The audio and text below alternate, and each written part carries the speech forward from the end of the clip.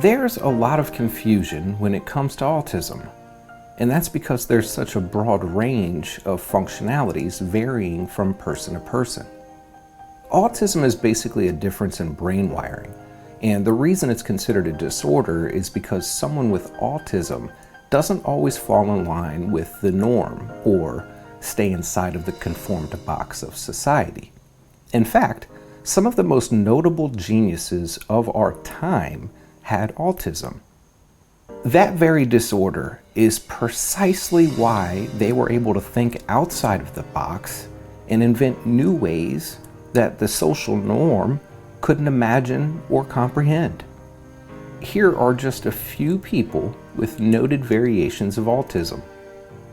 Everyone from notable geniuses, famous actors, famous film directors, musicians, writers, artists, poets, scientists, engineers, inventors, mathematicians, and many, many more.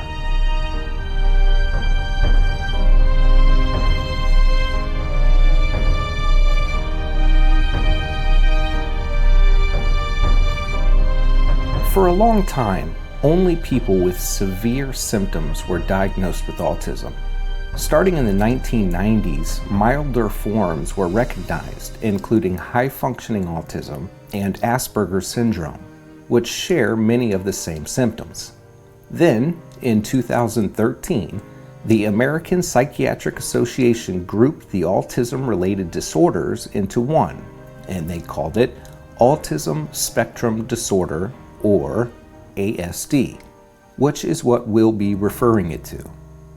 You may still hear the term Asperger's or high-functioning autism, but they now fall under the same umbrella term, Autism Spectrum Disorder.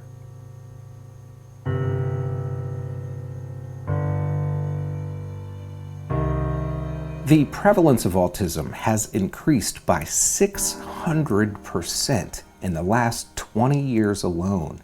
In 1975, an estimated 1 in 1,500 children had autism. Then in 2020, the CDC reported that approximately 1 in 54 children in the US are now diagnosed with autism spectrum disorder. Boys are 4 times more likely to be diagnosed with autism than girls. Only 1 in 144 girls identified with autism, while 1 in 34 boys were affected. 31% of the children with ASD have an intellectual disability with an IQ below 70. 25% are in the borderline range with an IQ of 71 to 85. And 44% have IQ scores in the average to above average range with IQs at 85 or higher. Autism affects all ethnic groups. Minority groups tend to be diagnosed later and less often. However, there's still no early medical detection for autism at this point. Research indicates that genetics are involved in the vast majority of cases. Children born to older parents are at higher risk. Parents who have a child with ASD have a 2 to 18% chance of having a second child who is also affected. Developmental regression, or loss of skills such as language and social interests, affects around 1 in 5 children who will go on to be diagnosed with autism, and this typically occurs between ages 1 and 3.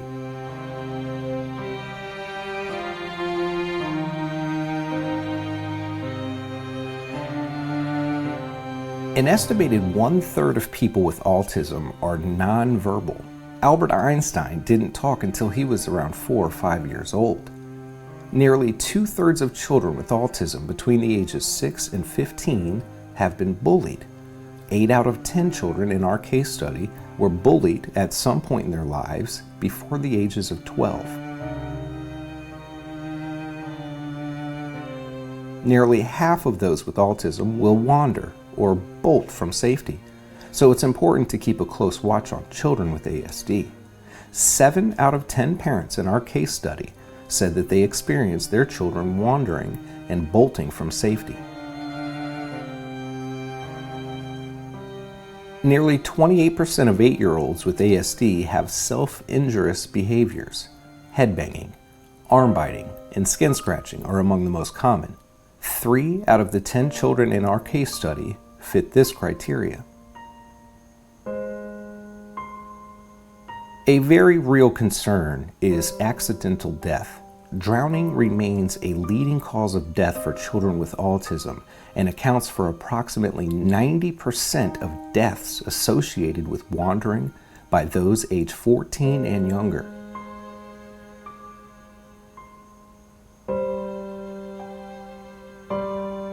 Attention Deficit Hyperactivity Disorder, or ADHD, also affects an estimated 30 to 61% of children with autism.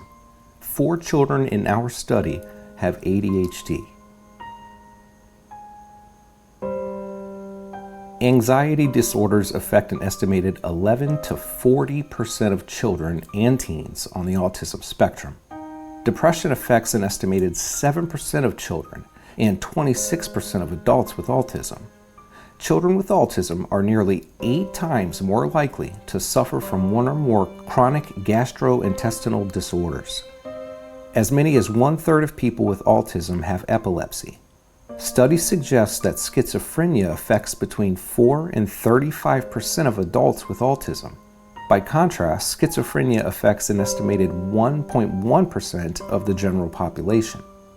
Autism-associated health problems extend across the lifespan, from young children to senior citizens.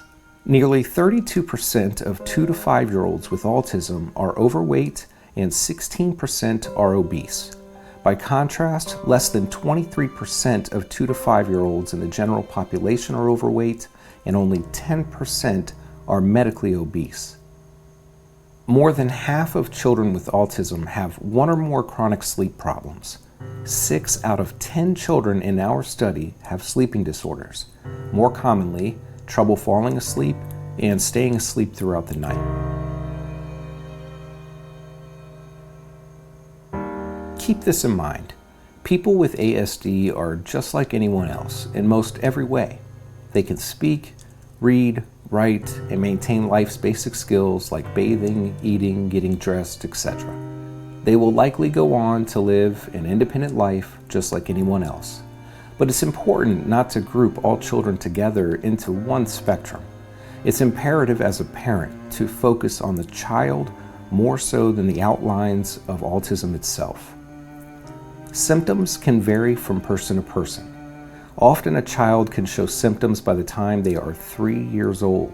Some people with ASD need full-time care, but many live a perfectly normal life without it. Treatment should always be based from the severity of the disorder. There are speech and behavior therapies available and medication for more severe symptoms like seizures.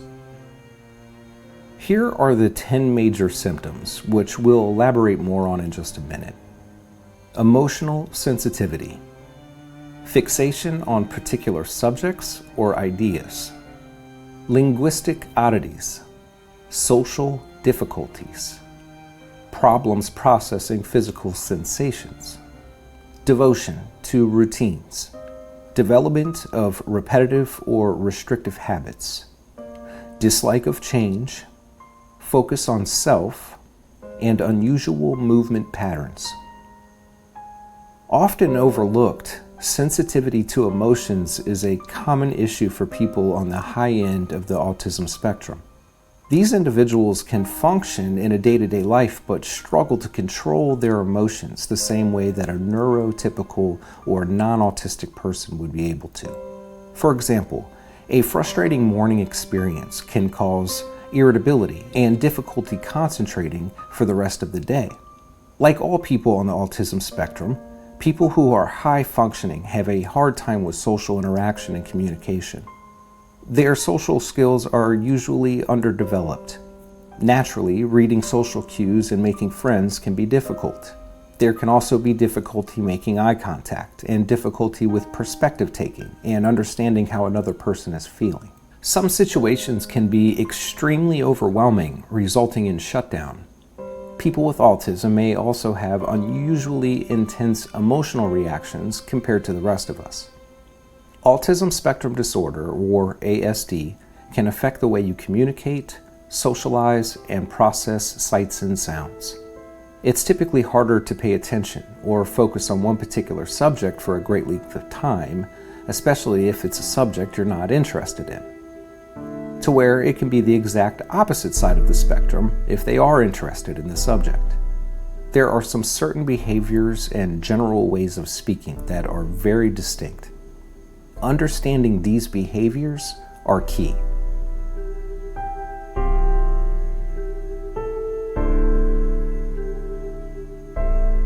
Children on the low-functioning end of the autism spectrum usually struggle with learning to speak, building vocabulary, and holding conversations with others.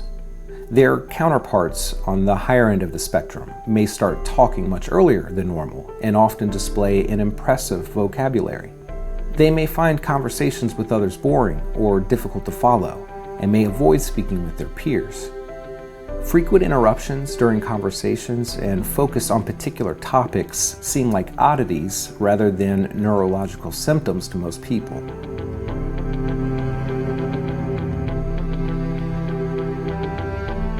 A person with high-functioning autism may have unusual movement patterns.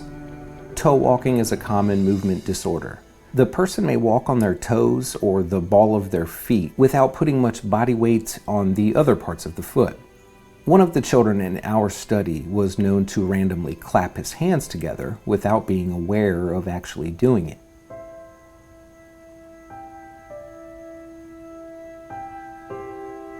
People with high-functioning autism may have trouble developing deep social relationships with others. Part of this issue includes a focus on self.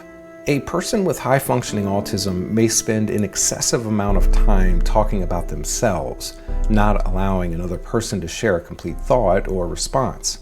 This makes carrying on a conversation difficult. In the family or household setting, a person with high-functioning autism may only think of themselves when doing activities. For example, they might pour themselves a drink without asking if someone else would like a drink. They might take more than what others perceive as a fair share of a snack or a treat, genuinely not thinking that others might also want some.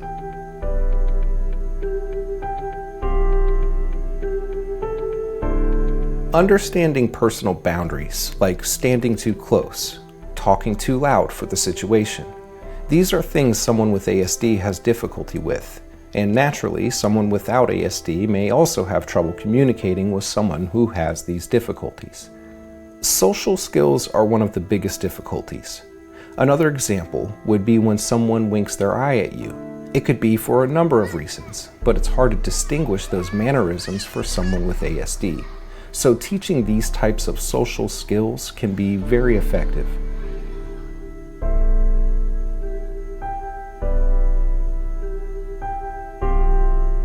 Social small talk. Things like, how's it going? What are you up to? These kinds of engagements are normal for communication, but someone with ASD might not communicate like this. Expressions. Things like the grass is always greener on the other side, or until the cows come home. Understanding expressions like this can be difficult processing, even after it's been explained. For children, they try to make sense out of the expression, and if they're unable to, retaining that type of information can be difficult. Communication in a social setting or being able to describe something and describe feelings can be difficult as well. Parents and teachers alike may notice that young autistics have problems interacting with their peers. These symptoms of high-functioning autism in children and teenagers can include a limited social circle, problems sharing toys or materials, and difficulty completing group work. Sometimes youth are considered shy, quirky, or socially awkward. Usually problems interacting with others comes from a lack of understanding the appropriate behavior with their peers.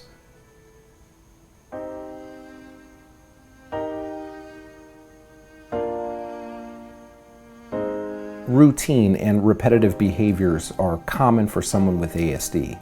Having things a certain way and not open to change are also common. It's basically taking them out of their comfort zone, which the routine offers. Having intense interest in one specific thing, sometimes only for short periods of time, but the interest is so intense that they want to know every specific detail, and once those efforts are exhausted, they'll move on to another interest. These are typical attributes, but also one of the superpowers of children with ASD. If they really like something or are really interested in something, they will give 100% of their drive and focus, which gives them the ability to really perfect a skill in ways that many others can't. One type of repetitive habit might be related to movement. The individual might have to tie or untie their shoes multiple times before they are satisfied. Some people will develop restrictive habits that will interfere with social accepted living. Continually discussing the same topics in conversation, obsessively playing the same song repeatedly, or reading every article written about a certain topic are just some of the ways autistic's fixations can manifest. These interests can be negative if they take over the individual's life or interfere with their relationships with others. Of course, these obsessive tendencies can also be very helpful. Dan Aykroyd, who also has ASD, wrote and starred in numerous blockbuster films, one of which he wrote because of his deeply rooted obsession in the paranormal, and that movie was the cult classic film Ghostbusters. Many high-functioning autistic individuals have used their focus in many ways, including mathematics, biology, or writing, and go on to have very successful careers. People with high-functioning autism are typically devoted to routines, such as reading for exactly 15 minutes before going to bed, or brushing their teeth exactly 5 minutes after eating a meal. Any sort of deviation from the routine can cause a person to become frustrated. A person with high-functioning autism will typically devote an extreme amount of time to performing and perfecting their routines.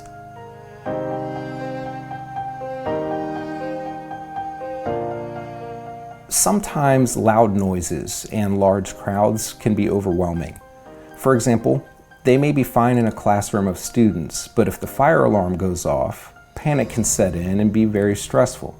Another example could be in the lunchroom. They may have a hard time getting comfortable or focusing in these types of high-volume environments. Outside of school, things like people yelling, loud jolting noises you would hear in a horror movie, things like this can be very distressing.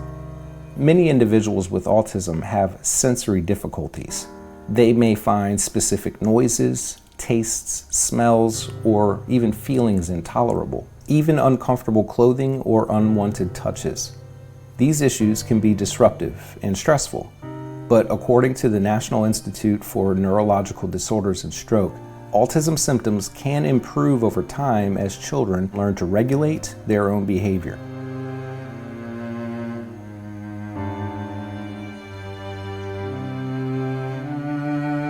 This is a very important topic and one that should be clarified better. One shouldn't get the perspective that someone with ASD can't understand your feelings or be sympathetic. There's a difference between being able to put yourself in someone else's shoes, which is empathy, and being sensitive to someone in pain, physical or mental. Someone with ASD can be very concerned with someone who's sad or in pain. They just have a hard time understanding the other's perspective of the sadness and pain. But this doesn't mean at all that they don't share concern for your feelings.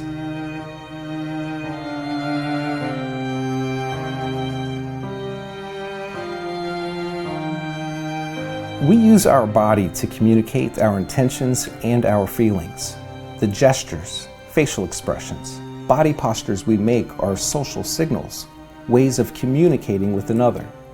Mirror neurons are the only brain cells we know of that seem to code the actions of other people and also our own actions. They are obviously essential brain cells for social interactions. Without them, we would likely be blind to the actions, intentions, and emotions of other people.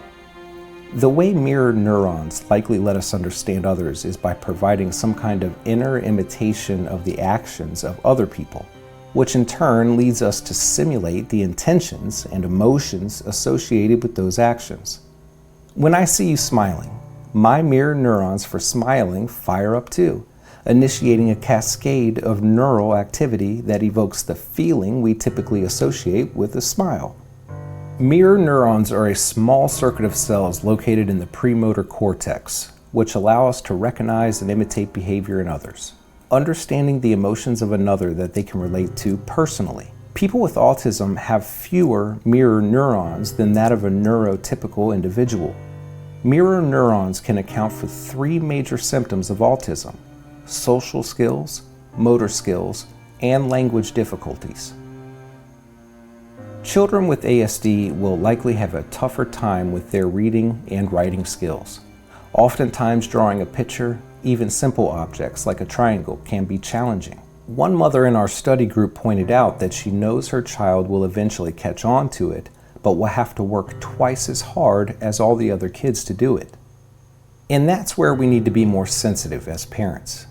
It's not that they're not trying.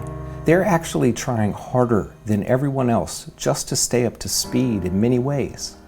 So let's be more patient and understanding. And at the end of the day, let's just try to make them feel like regular kids.